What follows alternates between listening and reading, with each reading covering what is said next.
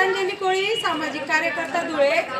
आज महाराष्ट्र दारूबंदी महिला युवा मोर्चाच्या माध्यमातून संपूर्ण महाराष्ट्रभर दारूबंदीसाठी जनजागृती केली जाते। धुळे जिल्ह्यासह महाराष्ट्रात दारूबंदी होण्यासाठी आणि आज या धुळे जिल्ह्यातील धुळे जिल्ह्यातील नरवाळ गावामध्ये इथं आज आम्ही आलेलो आहोत। आज या सर्व महिला भगिनी परेशान आहेत। गावामध्ये या नरवाळ गावामध्ये मोठ्या प्रमाणावर दारू विकली जाते आणि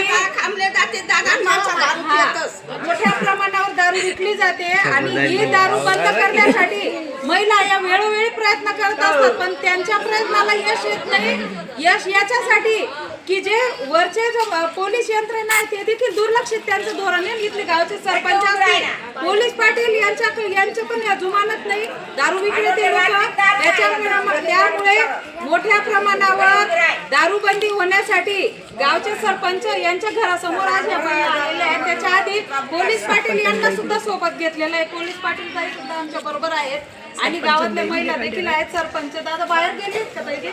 हा, मग ते सुद्धा येत आहेत। आता सरपंच दादांना घेऊन, पोलीस पाटील यांना घेऊन आज आम्ही दारू जनजागृती मोर्चा या गावात काढलेला आहे आणि यानंतर पोलीस प्रशासनाला निवेदन तर दिलेलंच आहे मोहाडी पोलीस स्टेशनला, परंतु यानंतर उद्या आम्ही एसपी ऑफिसला जाऊन तसेच दारूबंदी विभाग यांच्याकडे जाऊन या गावामध्ये मोठ्या प्रमाणावर जे दारू भट्टे आहेत, जे दारू विक्रेते आहेत यांच्यावर कारवाई करण्यासाठी आम्ही आता उद्या देखील निवेदन देणार आहोत मोठ्या प्रमाणावर आणि लवकरात लवकर या गावाची दारू बंद झालीच पाहिजे। याच्यासाठी आम्ही सर्व महिलाही प्रयत्नशील आहोत। नरवाळ गावात दारूबंदी, नरवाळ गावात दारूबंदी, नरवाळ गावात दारूबंदी।